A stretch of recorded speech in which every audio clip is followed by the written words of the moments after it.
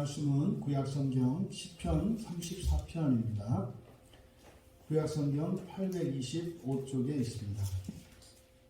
시편 34편 4절에서 7절까지만 우리가 함께 읽겠습니다. 826쪽에 있습니다. 함께 읽겠습니다. 내가 여호와께 간구하니 내게 응답하시고 내 모든 두려움에서 나를 건지셨도다. 그들이 주를 앙망하고 광채를 내었으니 그들의 얼굴은 부끄럽지 아니하리로다. 이 곤고한 자가 부르짖음에 여호와께서 들으시고 그의 모든 환난에서 구원하셨도다. 여호와의 천사가 주를 경외하는 자를 둘러친치고 그들을 건지시는도다. 아멘. 두려움을 극복하는 기도라는 제목으로 말씀의 은혜를 나누고자 합니다. 본시는 사무엘상 21장이 배경이 되는 시입니다. 다윗이 자신을 죽이려는 그 사울을 피해서 이제 가드왕 아기스에게 도망을 갔습니다. 그때 그 아기스 왕의 그 신하들이 이 다윗이 과거에 골리앗을 죽였기 때문에 바로 이 다윗을 처단할 것을 요구합니다. 그래서 위기 상황을 느낀 이 다윗이 살아남기 위해서 광인 행세를 합니다. 침을 흘리고 이렇게 이제 마치 악귀에 들려서 미친 사람인 척 합니다. 그래서 그때 무사히 살아나고 그 이후에 감사하는 마음을 담은 찬양시이고 또 그 과정 속에서 다윗이 깊은 깨달음을 얻습니다. 그래서 그 깨달음을 담아 놓았기 때문에 지혜시로도 분류가 됩니다. 이 시는 전체 4연 22절로 되어 있는 시인데 독특한 시입니다. 22연이 히브리어 알파벳의 숫자거든요. 히브리 알파벳이 22글자입니다. 그래서 이제 시들을 보면 종종 이렇게 알파벳 순서로 1절부터 22절까지 우리로 말하면 기역, 니은 순서로 이렇게 말을 짓는 거. 이게 이제 운율이라고 하죠. 이렇게. 그래서 이런 것을 답관시라고 합니다.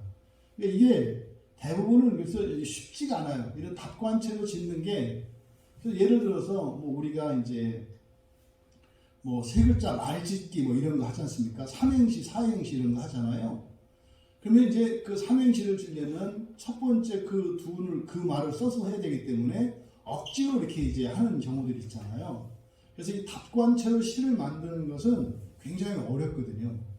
근데 이 시편 34편은 굉장히 자연스럽게 되어져 있는 아주 수준 높은 시이고 또 이렇게 답관체를 사용하는 중요한 이유 중에 하나가 뭐냐면 기억하기 쉽도록 하려고 하는 거예요. 알파벳 순서로 되어 있기 때문에 그 첫 단어를 떠올리기가 쉽죠. 그래서 잘 기억할 수 있도록 그리고 오래 기억에 남을 수 있도록 그렇게 지어진 시입니다. 그래서 찬양시로 지혜시로 분류되는 이 시가 4연으로 되어 있다고 하는데 제1년은 1절에서 3절까지 그래서 찬양과 그 찬양의 이유를 제시하고 있고 제2연은 4절에서 7절까지인데 기도가 응답된 것과 또 그 간증과 깨달음을 담고 있습니다. 그리고 제3년은 8절에서 14절까지인데 저는 이것을 이제 전도라고 봐요. 그가 경험한 것과 또 그가 깨달은 것을 통해 사람들에게 전하는 그래서 전도의 연이다. 저는 이렇게 이제 내용을 분류를 합니다.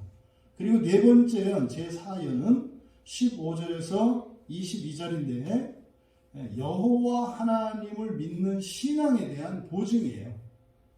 이것은 마치 여러분들이 누군가에게 전도할 때 복음을 제시할 때 아주 이런 좋은 구성을 가지고 있습니다. 그래서 내가 과거에 어떤 일이 있었는데 나는 그때 뭐 기도했는데 하나님이 어떻게 됐고 그래서 그 뒤로는 뭐 내가 어떻게 변했어. 알고 보니까 그런 거더라고. 원래 뭐 성경에 있는데 보니까 기독교 예수를 믿으면 이런 거고 이런 거고 이런 거래. 이런 지혜들이죠.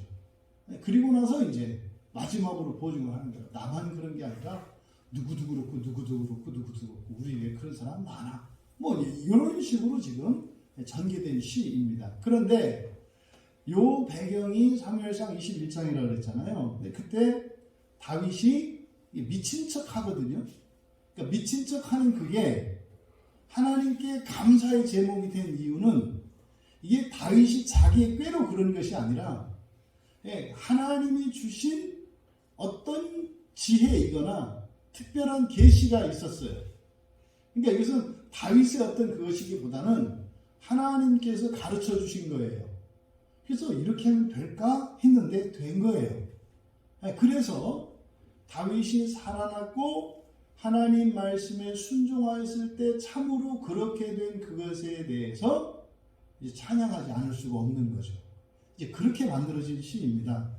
근데 오늘은 우리가 이 시 34편을 보는 목적은 이제 두려움이라는 주제와 관련해서 이때 다윗이 깨달은 그 지혜 가운데 두려움과 관련한 이 지혜를 우리가 얻고자 하는 겁니다. 그래서 2년과 3년, 4절에서 14절까지를 중심으로 해서 우리가 지금 살펴보려는 두려움에 대한 그 지혜를 얻으려고 합니다.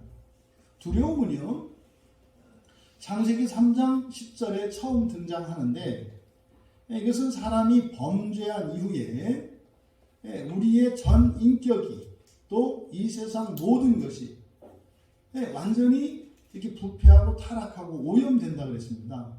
그러면 두려움은 이제 그때 사람의 감정이 병들면서 생긴 첫 번째가 이 두려움이에요. 그래서 사람이 가지고 있는 감정 중에서 가장 역사가 깊은 감정이 뭐냐 그러면 두려움인 거예요. 두려움. 이 두려움이라고 하는 감정이 가장 뿌리 깊은 감정이에요. 이 두려움이. 그래서 이 두려움은요, 우리의 전 인격을, 다시 말해 우리의 이성과 감성과 우리의 의지를 마비시켜버려요. 이 두려움이라는 게. 그래서요, 뭐 엉뚱하고 잘못된 상상을 하기도 하고 또 심지어는 막 거짓말을 하기도 해요. 이 거짓말이 계획적으로 하는 게 아니라 그냥 자기가 거짓말을 하고 있어요. 두려움에 사로잡히는 그런 거거든요. 또 우리의 자유의지를 무력화시켜서 완전히 노예와 같은 기계적인 인간으로 만들어냅니다. 이것이 이제 군인들이나 어떤 폭력 조직이나 이런 사람들이 사용하는 게 이 두려움이죠. 공포를 통해서 사람을 다스리면 머리가 멈춰버려요. 그리고 감정도 사라져요. 그래서 인간이라면 할 수 없는 행동과 판단을 내리고 그 일들을 하게 되는 겁니다. 이게 두려움이 가지고 있는 파괴력이에요. 그래서 이 두려움은 반드시 극복이 되어야 하는 부정적인 감정이다. 그래서 우리들이 이제 성경을 통해서 이 두려움의 의미와 또 그 두려움의 가치, 이런 두려움의 작동 원리들을 우리가 살펴볼 것인데, 그런 것들을 살펴보기 전에 먼저 해결책을 정리하고 넘어가려고 하는 거예요. 이 두려움을 해결할 수 있는 이 근본적인 해결책에 대한 지혜를 주는 것이 바로 시편 34편입니다. 그러니까 우리 아까 시에 대한 얘기를 잠깐 말씀드렸습니다만, 사울을 피해서 달아났는데 거기에서 이제 더 심각한 위험에 처한 상태. 그럼 이때 다윗의 마음이 어떻게 됩니까? 굉장한 두려움에 사로잡혀 있었어요. 그런데 거기에서 벗어나게 된 거거든요. 그때 다윗이 깨달은 거예요. 뭐에 대해서? 두려움에 대해서. 그러니까 목숨이 까딱까딱하던 상황에서 사실은 가장 큰 두려움을 느낄 수 있는 상황이었죠. 그래서 그 과정을 거치고 나서 보니까 이 두려움은 이렇게 하면 해결할 수 있구나 라는 것을 깨닫게 된 겁니다.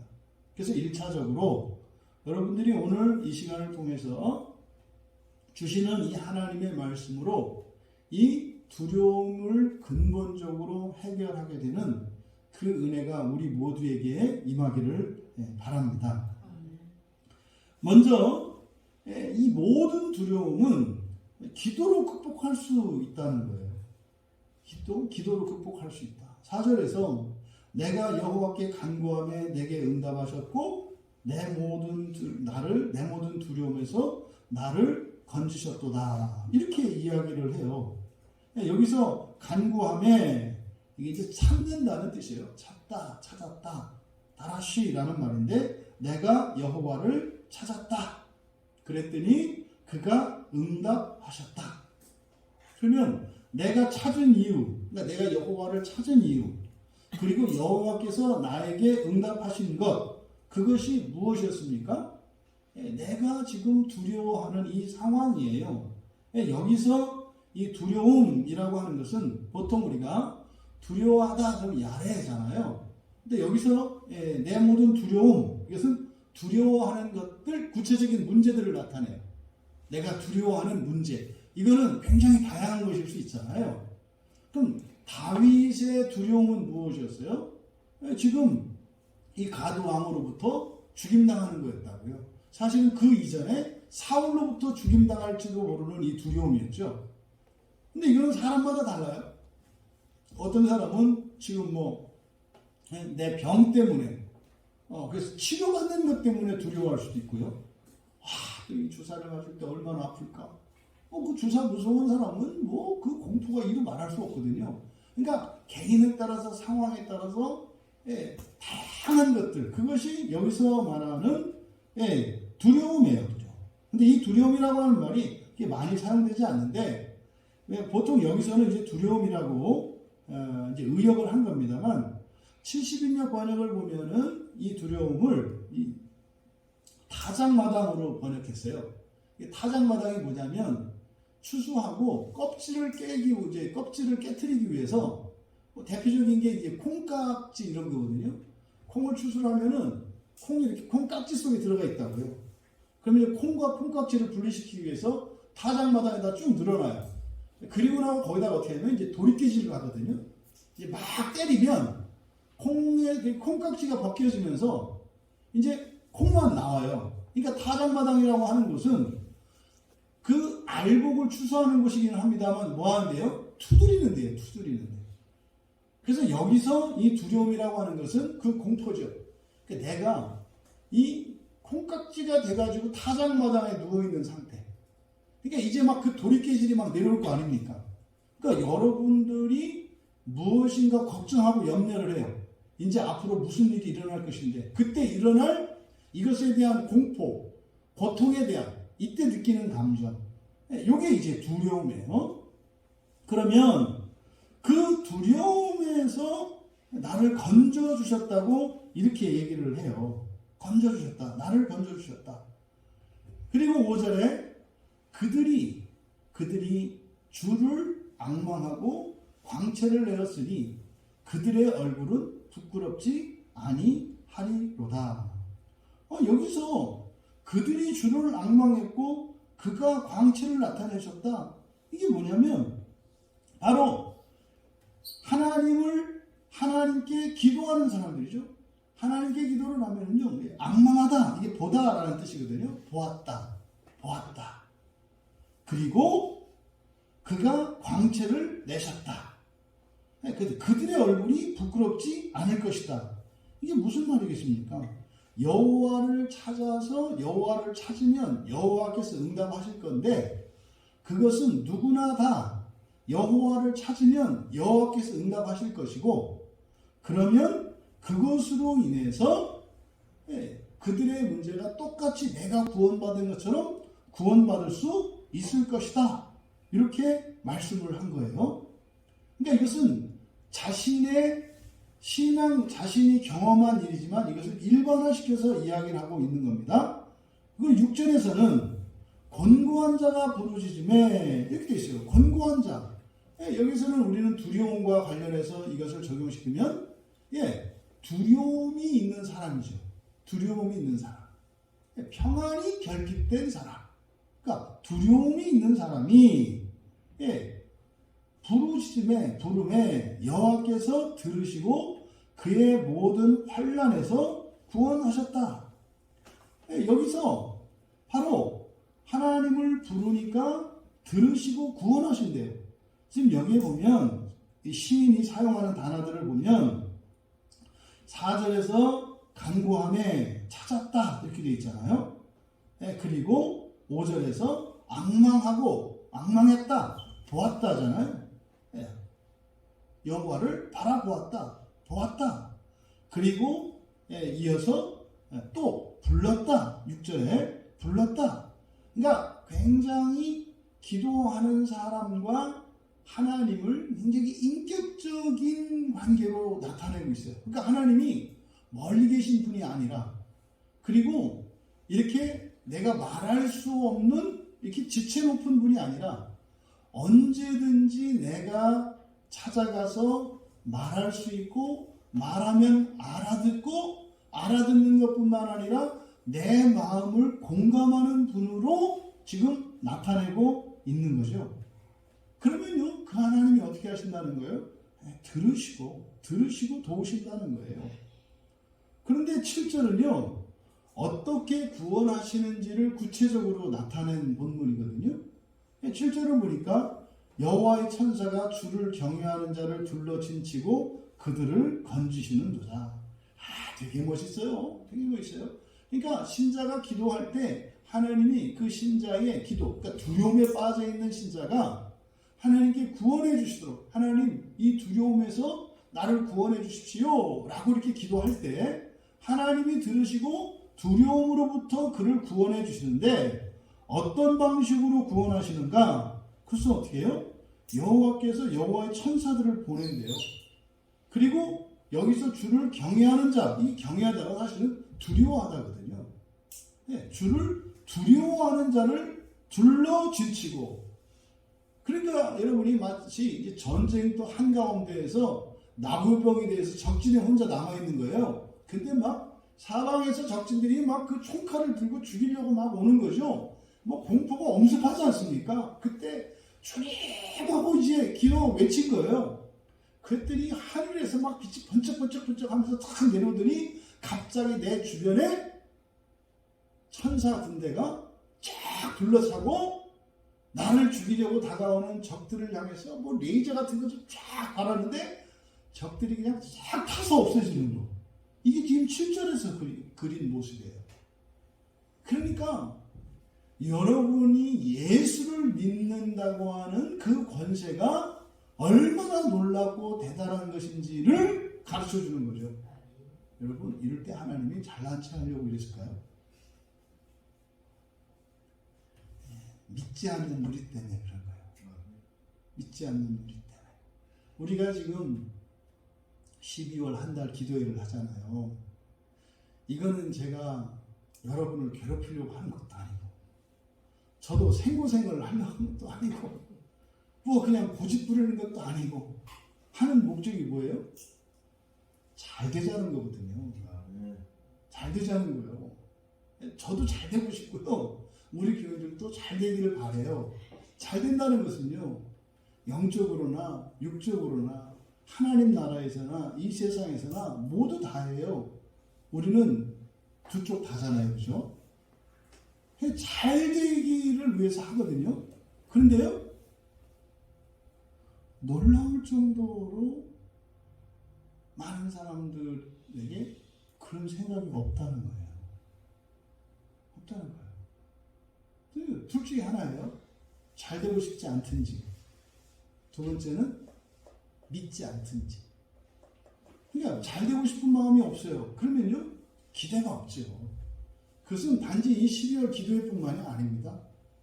주일 예배와 여러분들이 말씀을 듣고 또 기도하고 교제하고 하는 이것 자체가 목적이 아니에요. 다 수단이거든요. 다 수단이에요. 근데 그러한 수단을 우리가 추구하고 실천하는 이유는 뭐예요? 목적이 있기 때문이거든요. 그 목적이 뭐예요? 잘 되는 거예요. 잘 되는 거. 잘 되는 게 뭡니까? 결국 하나님 나라에 들어가는 거고요. 네? 지옥에 연단 없이 완전한 하나님 자녀 되는 거 아닙니까? 그러니까 그 목적이 생기면 인생관이 달라진다니까요. 근데 그 목적이 생기지 않고 단지 이 세상에서만 잘 되고 싶은 이런 생각만 가져도 인간으로는 괜찮은 편이에요. 근데 문제는 사람마다 기준이 다르기 때문에 어느 단계에 서게 되면 멈춰 서게 돼요. 이만하면 됐다. 이렇게 되거든요.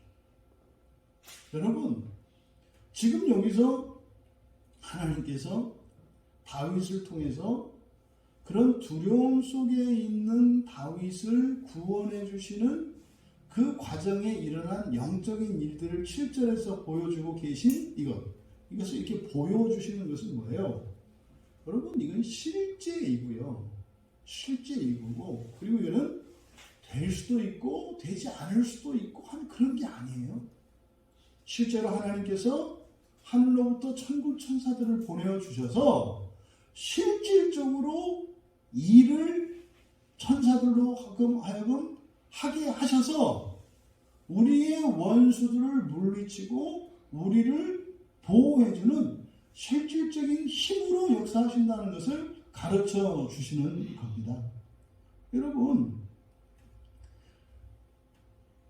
뭐 우리가 앞으로 살펴보겠습니다만 여러분들 안에도 지금까지 살면서 두려움으로 인해서 두려움이라고 하는 이 밧줄에 묶여서 여러분들이 더 이상 못 나가요. 우리의 마음에 이 두려움이 쇠말뚝이 되고 쇠줄이 되어서 우리의 목에 걸려 있는데 그 두려움의 쇠사줄의 길이 밖으로 우리가 갈 수가 없어요. 사실은 예수를 믿었다고 할 때 그 두려움의 사슬을 끊어주시는 거거든요. 그럼 나가야 되잖아요. 나갈 수 있잖아요.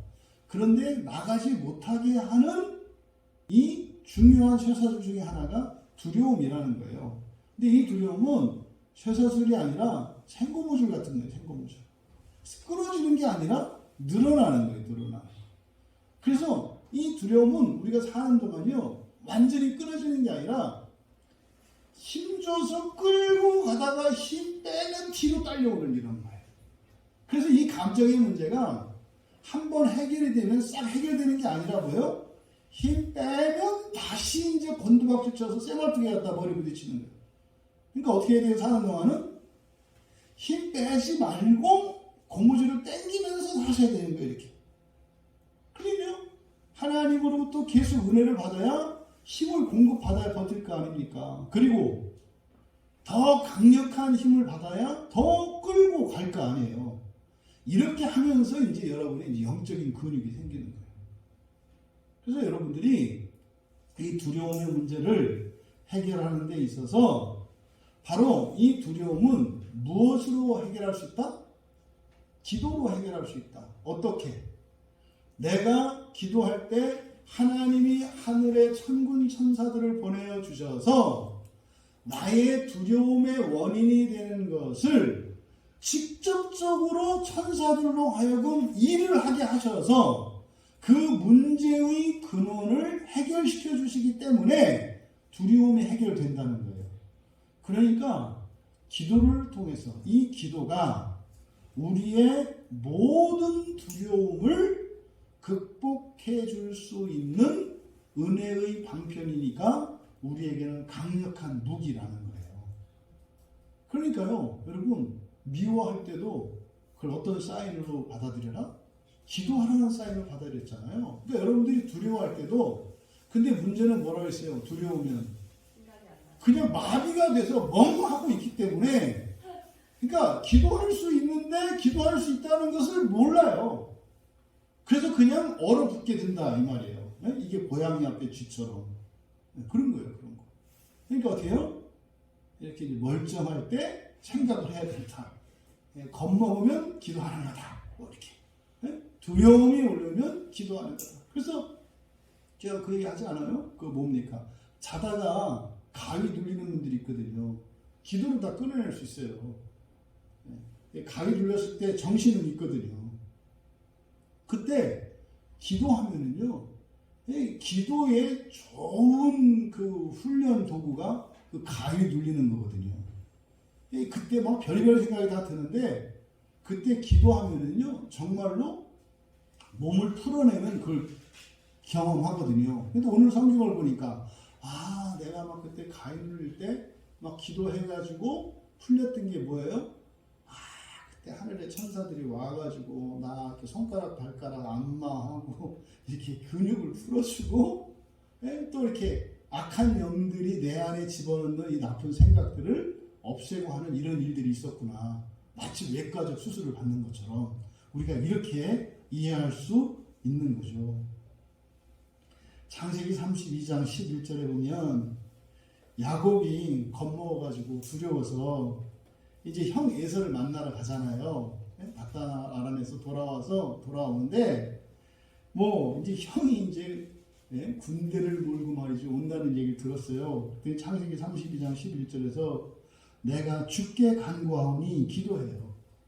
내가 주께 간구하오니 내 형의 손에서 에서의 손에서 나를 건져내 시옵소서. 내가 그를 두려워함은 그가 와서 나와 내 처자들을 칠까 겁이 나기 때문입니다. 왜? 두려움의 내용을 하나님께 기도하고 하나님께 도움을 청하죠. 그리고 나서 어떻게 해요? 두려움을 극복하고 형을 만나요. 그런데요, 형의 장자권을 뺏고 나서 형이 죽일지도 모른다고 하는 지금 느끼는 창세기 32장에서 느꼈던 두려움을 똑같이 느꼈거든요. 그때는 어떻게 했어요? 도망가 버렸잖아요. 형이 죽일지도 모른다고 하는 두려움 때문에. 그런데 지금 여기서는 어떻게 하고 있어요? 기도했거든요. 기도하고 도망간 것이 아니라 어떻게 해요? 갔다고요. 거기에서 야곱이 두려움을 극복했구나. 어떻게? 기도로 극복했구나. 이것을 우리가 알 수 있어요. 그러면 여러분, 보다 구체적으로 그러면 기도하면 두려움을 극복할 수 있다. 그렇죠? 기억하셔야 돼요. 기도하면 여러분들이 두려움을 극복할 수 있다. 그런데 이제 기도할 때 조심해야 되는 게 있어요. 기도를 여러분에게 하는지 하나님께 하는지 천사한테 하는지 여러분들이 헷갈려요. 여러분들이 그냥 두 눈을 감고 손을 모으고 기도를 하는데 기도의 대상이 하나님이실 수도 있고요. 천사일 수도 있고요. 여러분 자신일 수도 있어요. 여러분이 기도할 때 가만히 살펴보세요. 누구한테 기도해라. 그러면 하나님한테 기도했다, 저한테 기도했다, 귀신한테 했다. 왜요? 기도하면서도 막 걱정 들고 잔머리가 돌아가고요. 또 기도하면서 또 상상의 나래를 또 펴고 막 들어가기도 하고요. 또 기도하면서 정말 하나님께 마음을 토해내기도 하거든요. 그러니까요, 기도할 때 방해가 많아요. 왜요? 여러분 생각해 보시오. 이 마귀의 입장에서 여러분이 하나님께 기도하고 그 기도가 하나님께 상달되면 하늘로부터 하늘의 군대가 올 것이고 하늘의 군대가 오면 지들이 질 거거든요. 그럼 여러분이 마귀라면 어떻게 하겠어요? 나가죠. 복음도를 차단하잖아요. 그래서 성을 공격할 때 가장 먼저 하는 일이 뭐냐면 복음도를 끊는 거예요. 복음도를. 그러니까요, 우리가 이렇게 두려움을 극복하기 위해서 기도로 두려움을 극복할 수 있다 그래서 이제 기도하려고 하는데, 이미 성경 계시가 이렇게 나와 있으니 이거를 마귀도 알겠어요, 모르겠어요? 당연히 알아요. 그러니까요, 기도 못하게 하든지 또 하나 기도를 하더라도 엉뚱한 데다 하든지, 엉뚱한 데다가, 그러니까 하나님한테 하지 않고 엉뚱한 데 하게 하든지, 여러 가지 방법이 있을 거 아닙니까? 그래서 기도를 하되 우리가 온전한 기도라는 게 다른 거 아닙니다. 우리 주 예수 그리스도께, 우리 주 하나님께 기도가 돼야 돼요. 근데 이거는요, 우리의 마음에 있어요. 그러니까 하나님께 드리는 기도냐 아니냐는 우리의 마음의 방향이거든요. 이 마음의 방향은 집중해요. 이게 우리가 바라보는 대로 이 기도가 가거든요.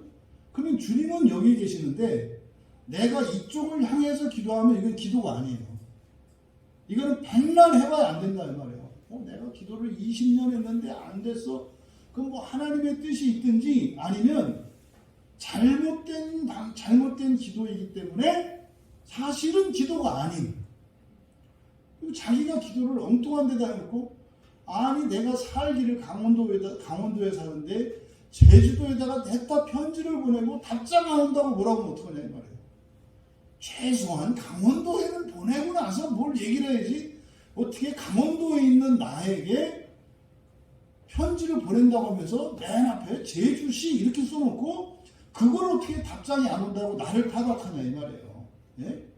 내가 속초에 살지만 최소한 춘천 정도는 보내야 내가 산 넘어서라도 가져갈 거 아니에요.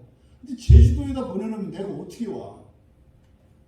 그럼 우리가 어떻게 두려움을 극복하기 위해서 기도를 해야 하는데, 어떻게 우리가 바르게 기도할 수 있는가? 그것을 9절에서 말씀해줘요. 9절에 보면은요, 먼저 8절부터 너희는 여호와의 선하심을 맛보아할지어다 그에게 피하는 자는 복이 있도다. 여기서 이제 피하는 게 뭐겠어요? 기도하는 거죠.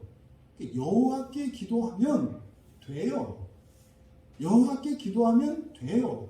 근데 문제는 여호와께 피하지 않고 엉뚱한 데 피한다 이 말이에요.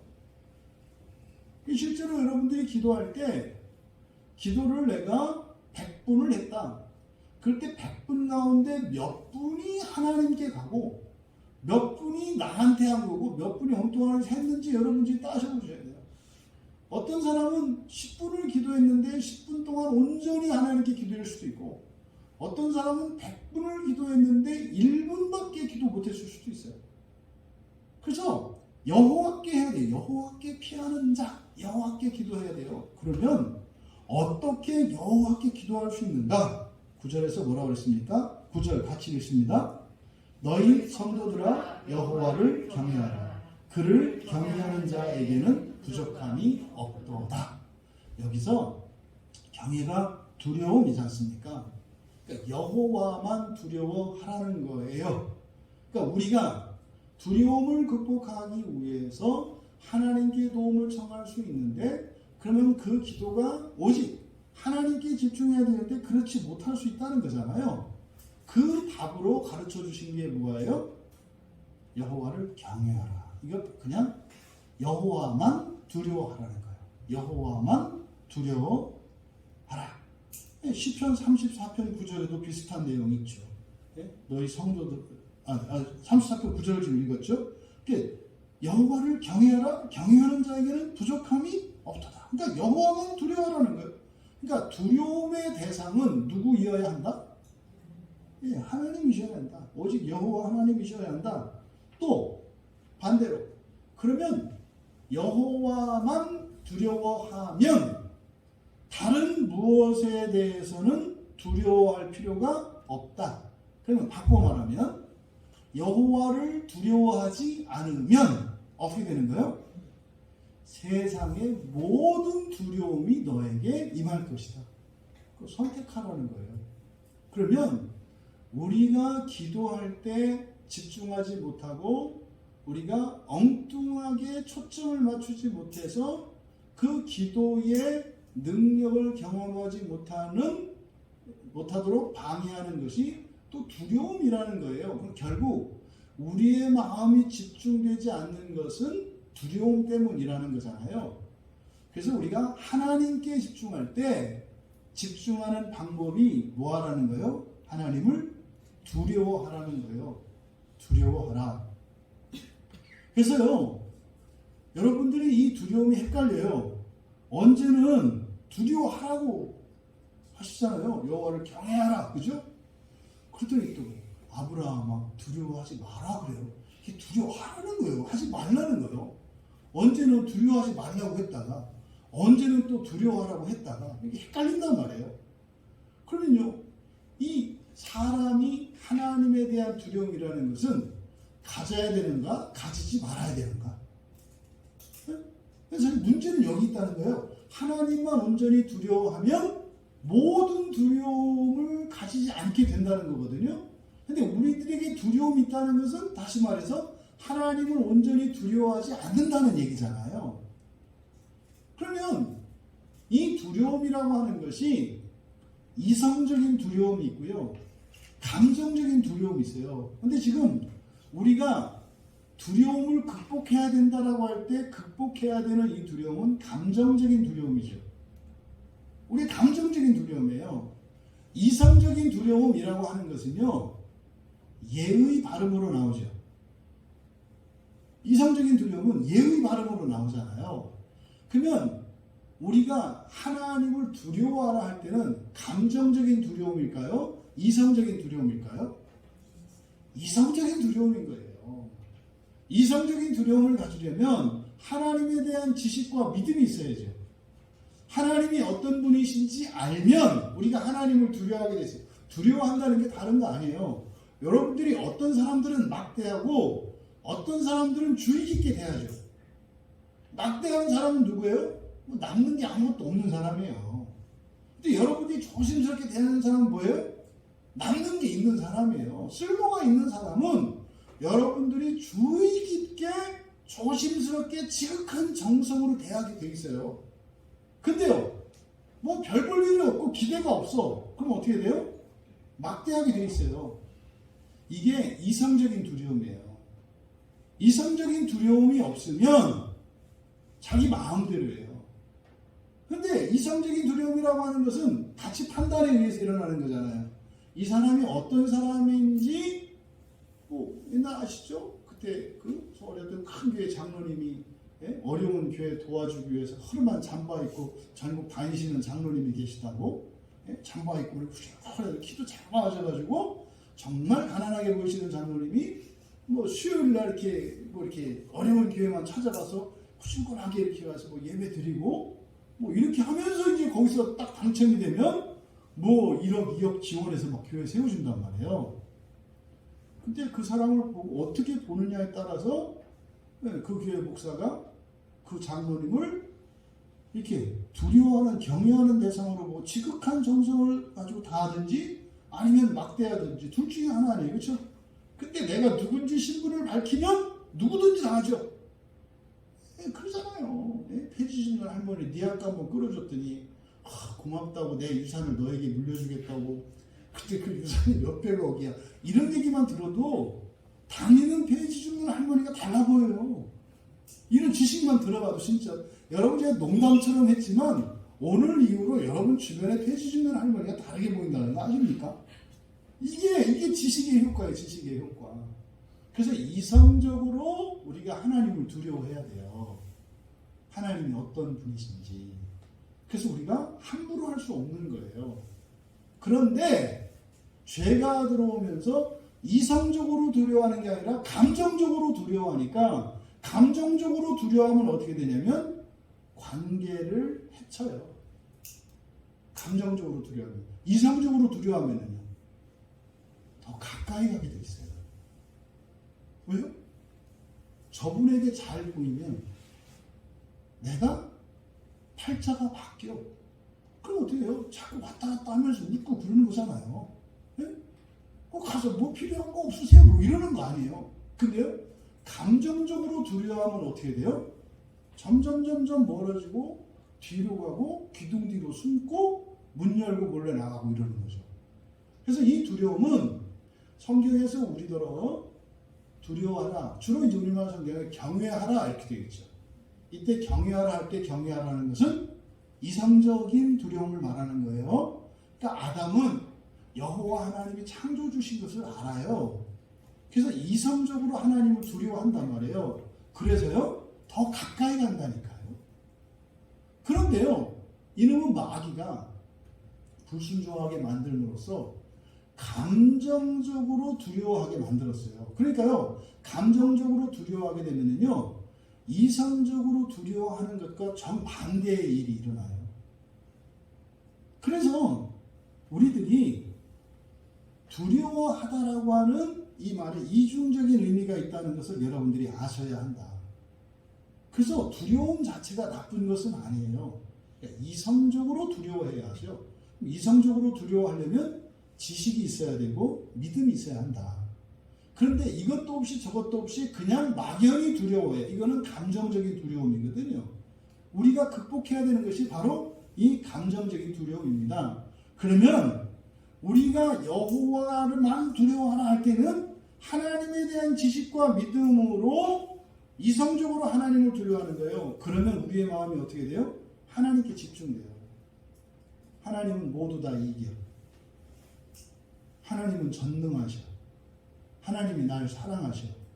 그러면요, 어떤 문제들이 있어도 상관이 없어요.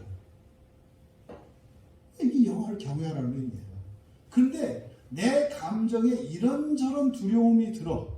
이것은 사실은 뭐예요? 하나님에 대한 지식을 부인하는 거죠. 의심하고 불신하는 거죠. 그 마음이 갈려요. 그러면 하나님께 내 마음이 집중되지 못하고 기도가 하나님께로 향하지 않아요. 불발이죠.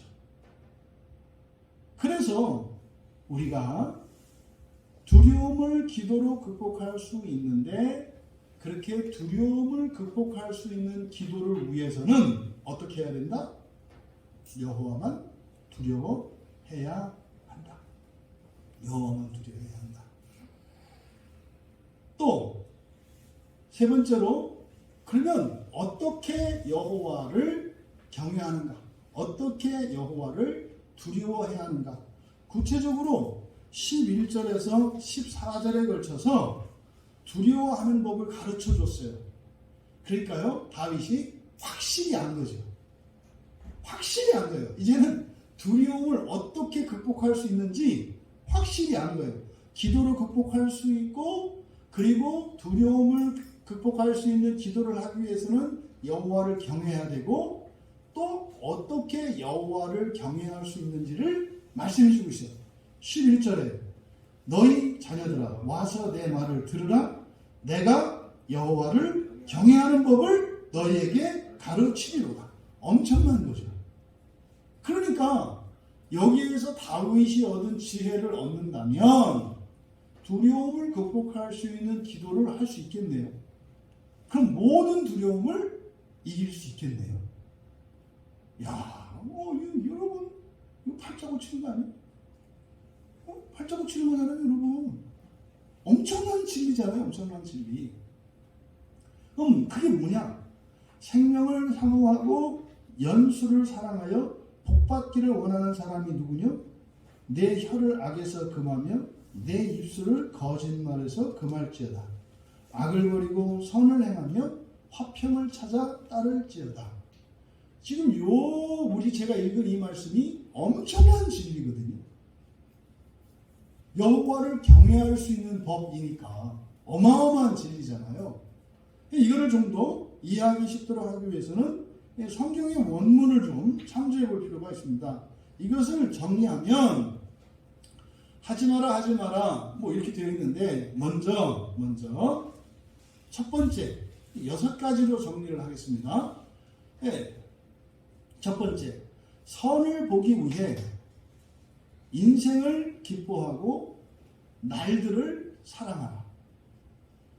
지금 우리말 성경에는 그렇게 되어 있잖아요.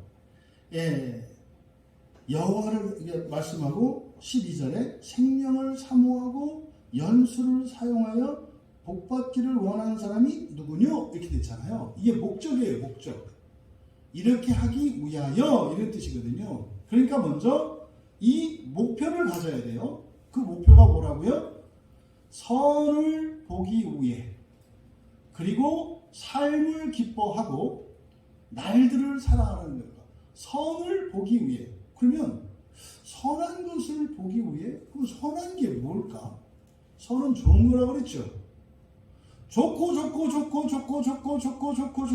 좋으면 뭐가 돼요? 마지막이죠. 그 선의 끝이 뭐냐 이 말이에요. 우리가 하나님의 의를 입는 것이고 이거를 부활이라고 하고 하나님 자녀 되는 거죠. 그러니까 선이라는 것은 그 목표를 향해서 유익이 되는 것을 선이라고 그랬죠. 그러니까 선을 보기 위해라고 하는 목표로 제시된 선을 목표로 삼아야 돼요.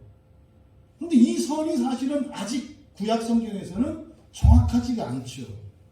이게 뭐지? 불명확해요. 근데 우리는 안단 말이에요. 구체적으로 하나님 나라가 그 선 자체고요. 하나님 나라에 들어갈 수 있게 되는 완전한 하나님 자녀되는 그게 선이고요. 구약에서는 율법이 선이거든요. 율법이 의롭게 하잖아요. 그러면 율법을 통해서 얻는 사람의 의, 그것도 선이에요. 지금 이 세상에 있는 사람들이 성공하고 잘 살고 번영하는 거 선이잖아요. 사람들 생각에. 근데 그것은 완전하고 영원한 것은 아니죠. 그래서 바로 선을 보기 위해 뭐 해야 된다?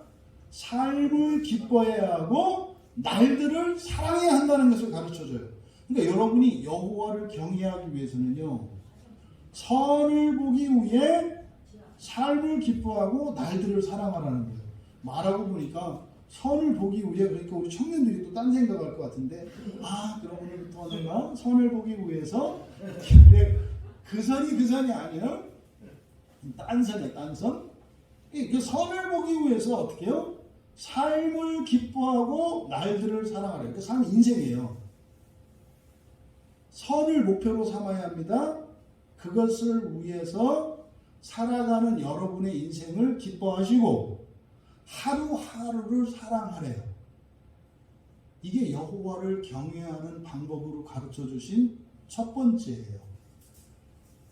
그러니까 구원을 목표로 삼지 않고 그 구원을 목표로 살아가는 성도로 살지 않으면 여호와를 경외할 수 없다는 거예요.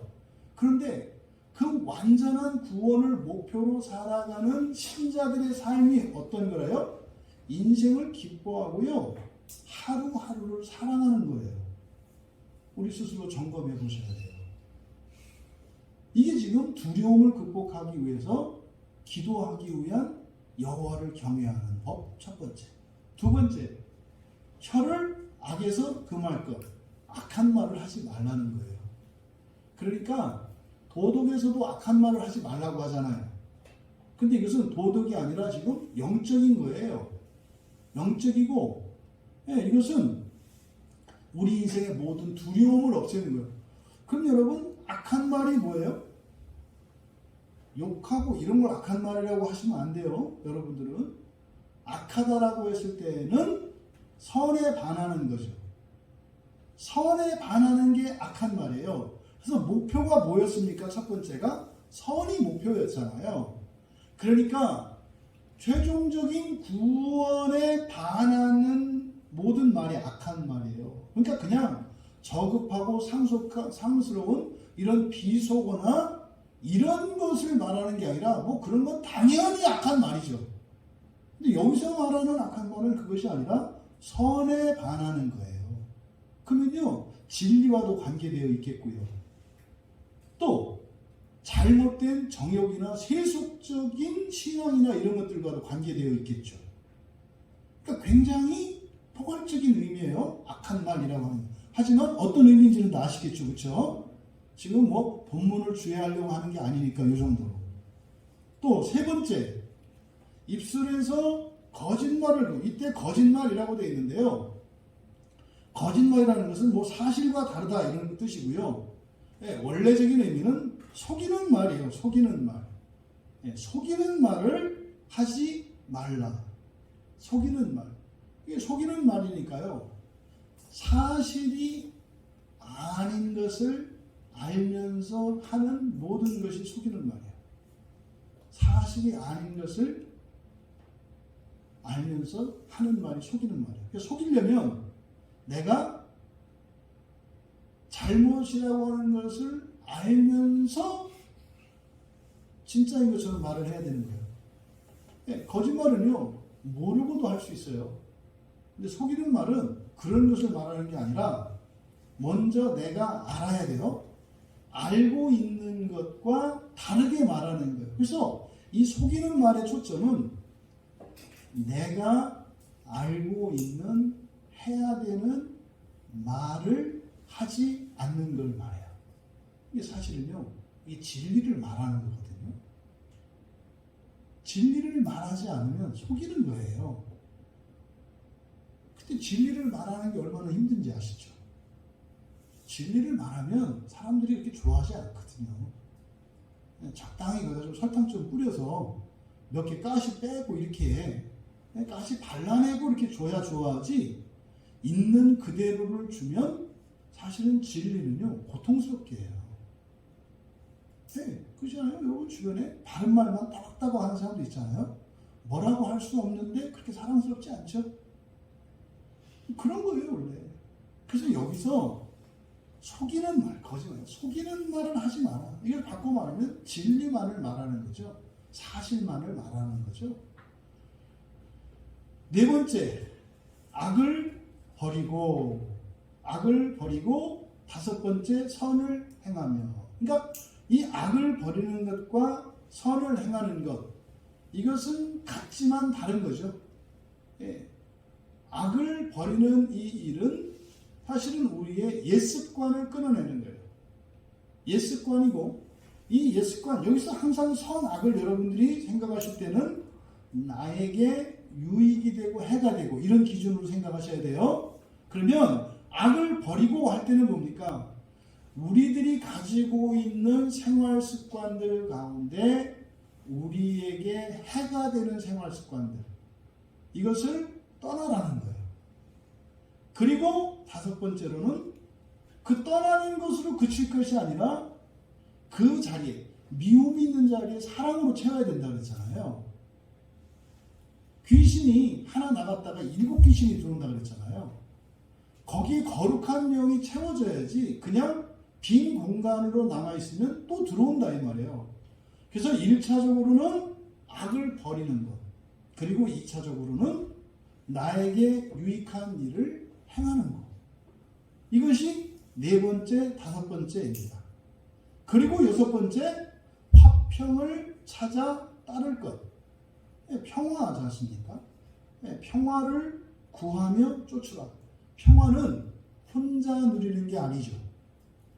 그러니까 지금 마지막 여섯 번째에서 화평을 찾아 따를 것이라고 하는 것은 뭡니까? 다 함께죠. 혼자서 여호와를 경외하는 것이 아니라 어떻게 해야 한다? 함께 경외하는 것이다. 함께 경외하는 것이다. 이렇게 6가지로 구체적으로 어떻게 여호와를 경외할 수 있는지를 가르쳐 주셨습니다. 여러분, 이 말씀을 가지고 우리들이 깊이 묵상하고 이 말씀을 정말 우리들이 똘똘똘 아주 암기하고 이 말씀을 따라서 여호와를 경외할 수 있게 되기를 바라고, 또 여호와를 경외할 수 있게 되면 그럼 끝나는 게 아니에요. 그렇죠? 여호와를 경외하는 것은 무엇을 위한 거였어요? 기도를 위한 거였어요. 그래서 여호와를 경외하시고 기도하셔서 모든 두려움을 이기실 수 있는 여러분 다 되시기를 주님의 이름으로 축원합니다. 우리 김동진 집사님 찬양 준비해 주시고, 정말 이 두려움은요 얼마나 많은 관계 속에서, 특별히 이 많은 관계 속에서 얼마나 부정적인 영향을 끼치고 있는 것인지 몰라요. 그래서 사람을 오해하게도 하고 또 나로 하여금 내 인생을 못 살게도 하고 이런 것이거든요. 부디 이번 기회에 정말 다윗을 통해서 주신 이 깨달음이 여러분 모두에게도 실질적인 유익이 될 수 있도록 말씀을 생각하시면서 우리 같이 함께 찬양하며 기도를 준비하겠습니다.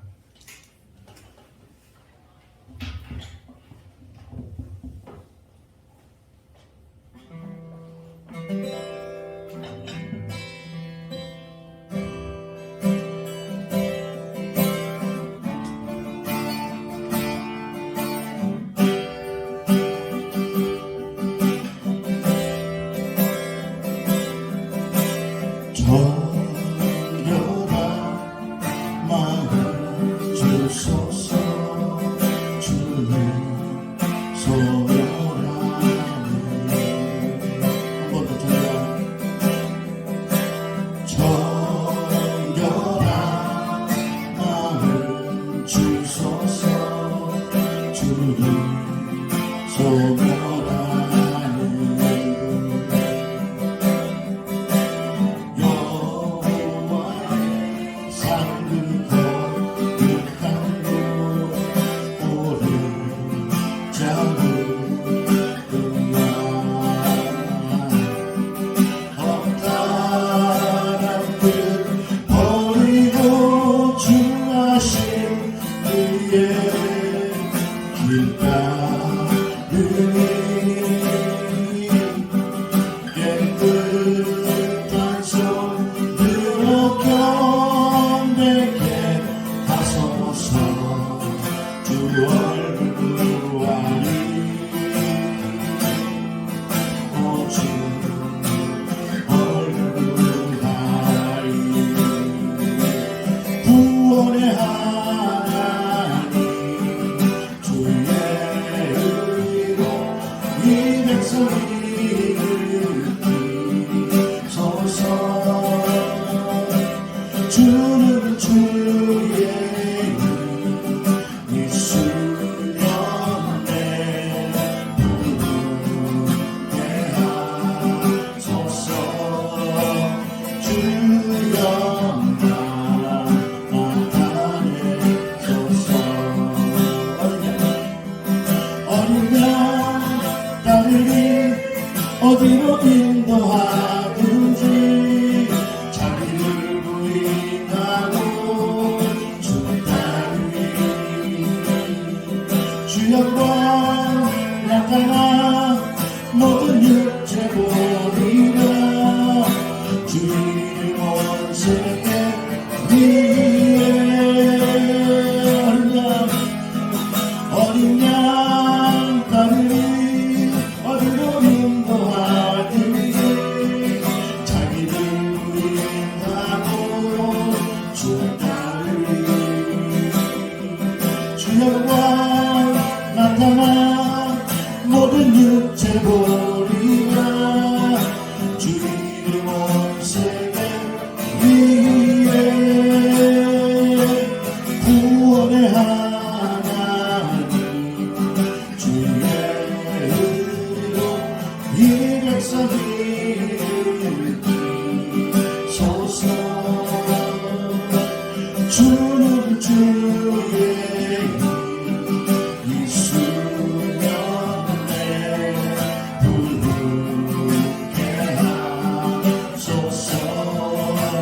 주 영광 나타내소서. 어린 양 따르니 어디로 인도하든지 자기를 부인하고 주 따르니 주 영광 나타나 모든 육체 보리라. 주 이름 온 세계 위에. 어린 양 따르니 어디로 인도하든지 자기를 부인하고 주 따르니 주 영광 나타나 모든 육체 보리라. 주 이름 온 세계 위에. 구원의 하나님 주의 의로 이 백성이를 소서. 주는 주의 이 수련에 부르게 하소서. 주 영광 나타내소서. 주 영광 나타내소서. 주 영광 나타내소서.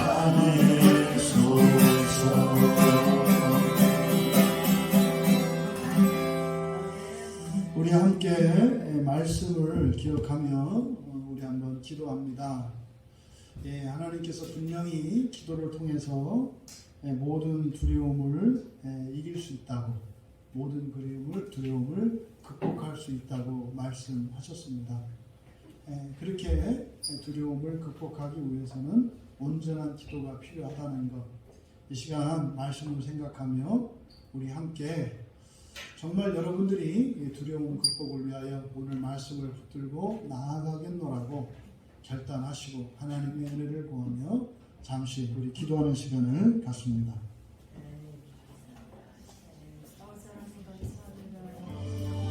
세 가지의 기도 제목을 가지고 각 기도 제목에 또 세 가지씩 기도로 우리가 한번 세 번에 나누어서 기도를 할 것인데, 첫 번째, 내 안에 있는 두려움에 대해서 기도를 합니다. 내 안에 있는 두려움. 지금까지 우리가 이 세상을 살아오면서 우리 안에 이 두려움들이 있습니다. 이성적인 두려움도 있고 감정적인 두려움도 있고, 그래서 우리가 두려워해야 할 것을 두려워하고 두려워할 필요 없는 것을 두려워하지 말아야 하는데, 두려워해야 할 것을 두려워하지 않고 두려워하지 말아야 할 것을 두려워하기 때문에 문제가 되는 겁니다. 그래서 우리 안에 있는 두려움에 대하여 기도할 때 첫 번째로 나의 두려움의 대상이 무엇인지 정리하며 기도합니다. 그렇게 하면서 내가 과연 두려워해야 할 것을 두려워했는지, 그럴 필요가 없는 것을 두려워했는지 발견할 수 있도록 나의 두려움의 대상이 무엇인지 정리하며 기도합니다. 두 번째로 그 두려움으로 인해서 방해받았던 것이 무엇이고, 또 그 두려움으로 인해서 현재 방해받고 있는 게 무엇인지 깨닫고 극복할 수 있도록 기도합니다. 과거에 내가 이러이러한 것들이 그 두려움으로 인해서 방해를 받았구나, 또 지금도 방해를 받고 있구나, 이것을 깨달을 수 있도록 하나님께 은혜를 구하며 또 극복할 수 있도록 기도하시고, 세 번째로는 이 두려움을 극복하는 소원을 품고 기도할 때 그것이 소망이 되도록 기도합니다. 먼저 여러분들의 소원이 되셔야 해요. 두려움을 극복하는 일이. 이 두려움의 문제가 나에게 전혀 문제가 되지 않는 사람에게 오늘 한 설교나 하는 이 기도가 그냥 공연불에 불과할 것이고 아무런 의미도 없는 이야기가 될 겁니다. 만약에 여러분 가운데 그런 분이 있다면 여러분은 지금 굉장히 심각한 상태에 있다는 것을 아시면 돼요. 그렇다면 이 시간 기도하실 때 하나님, 두려움이 정말 문제라는 것, 그리고 그래서 이 두려움을 극복하고 싶은 소원을 품게 해달라고. 그 소원은 나의 바람이지 않습니까? 거기에 하나님의 기도 응답이 있으면 그게 소망이 됩니다. 그래서 이 두려움의 극복이 소망이 되도록 우리 함께 내 안에 있는 두려움에 대하여 기도할 때 두려움의 대상이 무엇인지, 또 두려움으로 인해서 방해받았던 것, 받고 있는 것이 무엇인지, 그리고 두려움을 극복하는 소원과 또 그것이 소망이 되도록 우리 같이 기도하겠습니다.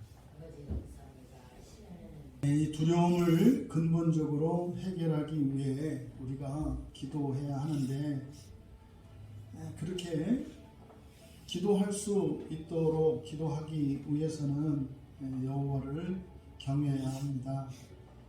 먼저 우리가 하나님을 경외하는 것에 대하여 우리가 생각하며 기도하는 시간을 갖겠습니다. 여러분들은 하나님 하면 예수님으로 등치시키시면 됩니다. 여러분은 예수님이 아닌 또 다른 하나님 이렇게 생각하지 마시고 여러분들은 예수님을 하나님으로 생각을 하십시오. 그랬을 때 우리가 이야기하는 삼위일체 하나님에 대한 바른 신지식을 가지게 되는 거예요. 예수님이 아닌 하늘에 계신 다른 하나님 이렇게 이해하시면 안 돼요. 예수님이 하나님이십니다.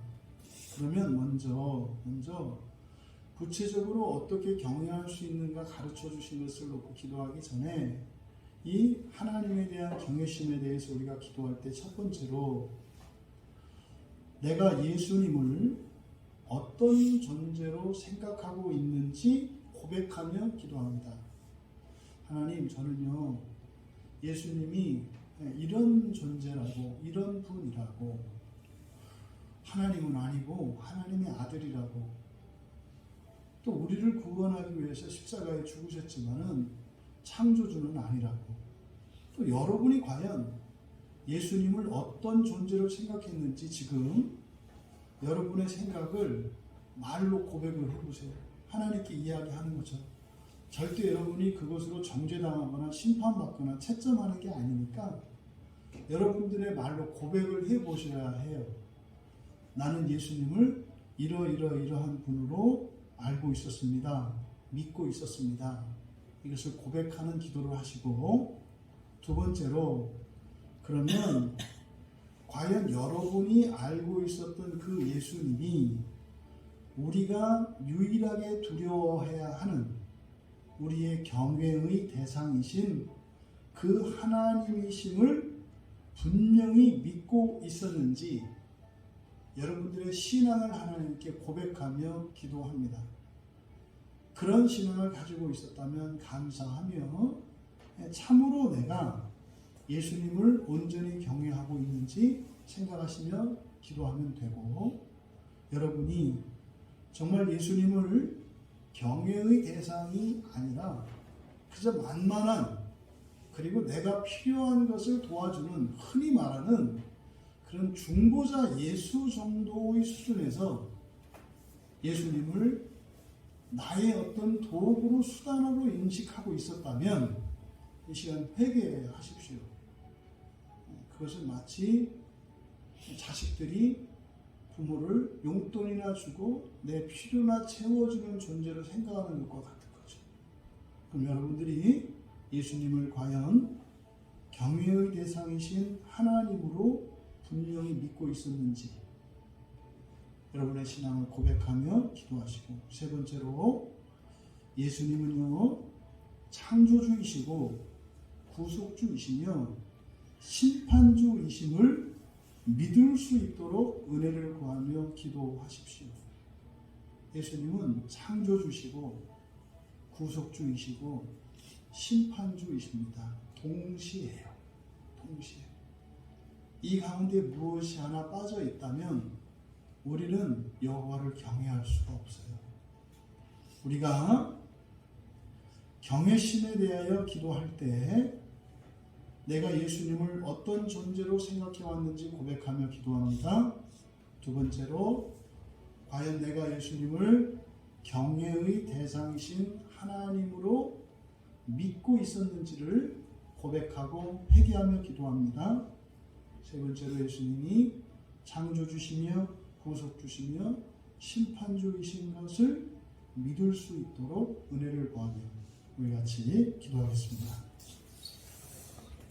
우리가 함께 기도할 때 다윗을 통해서 우리에게 가르쳐 주신 여호와를 경외하는 법에 대해서 우리가 말씀을 통해서 지식으로는 들었지만 이 말씀으로 성령께서 우리 안에서 역사해 주셔야 이 말씀이 우리의 일부가 되고 이 말씀이 우리 안에서 생명의 열매를 맺습니다.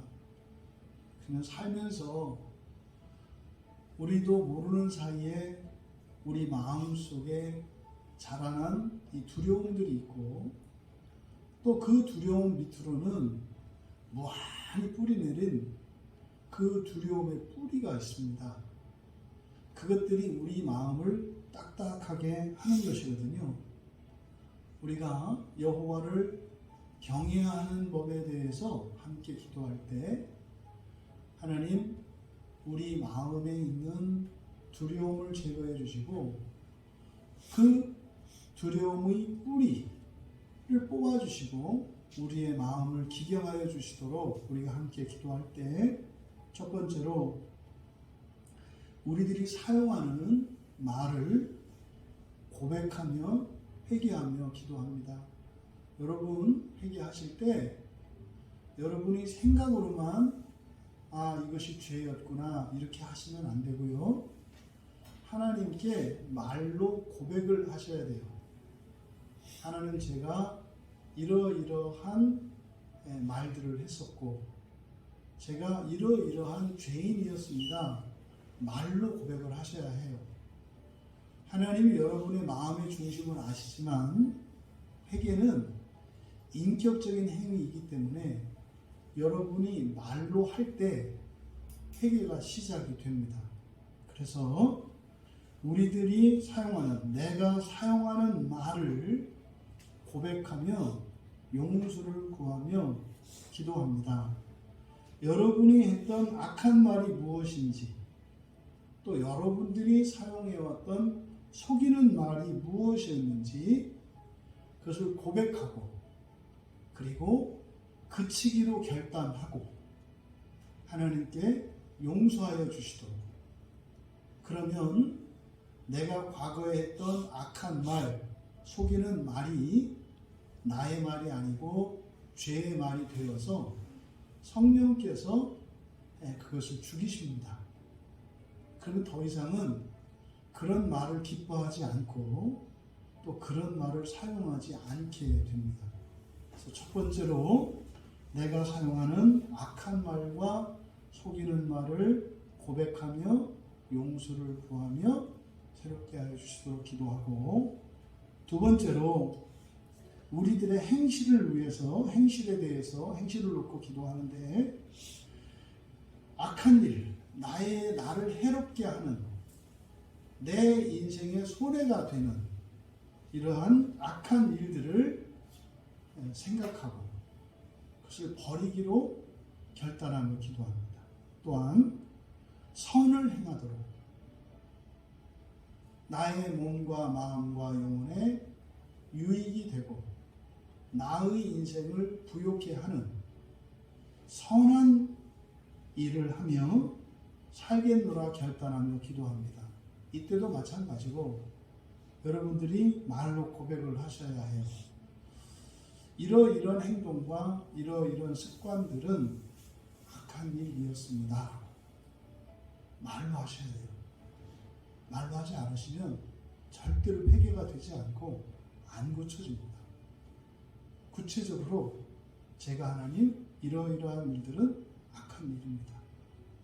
이제 이러한 일 대신 선한 일로 하나님께서 지혜를 주세요. 그렇게 하기보다는 다르게 하면서 살아가겠습니다. 나에게 힘을 주십시오. 이렇게 우리의 행실에 대하여 기도하고 세 번째로 목표입니다.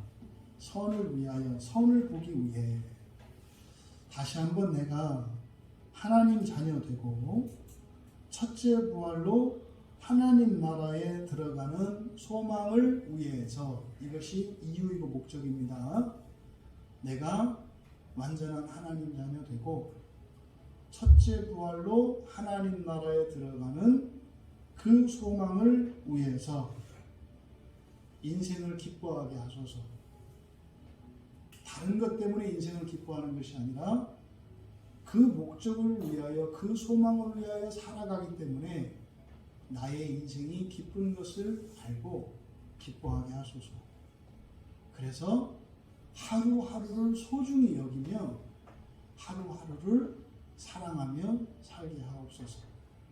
말과 행실과 우리의 목표를 위하여 우리의 인생을 기뻐하고 우리의 하루하루를 소중히 여기고 사랑하며 살아갈 수 있도록 우리 같이 기도하시고 편안히 개인적으로 들어가면 되겠습니다.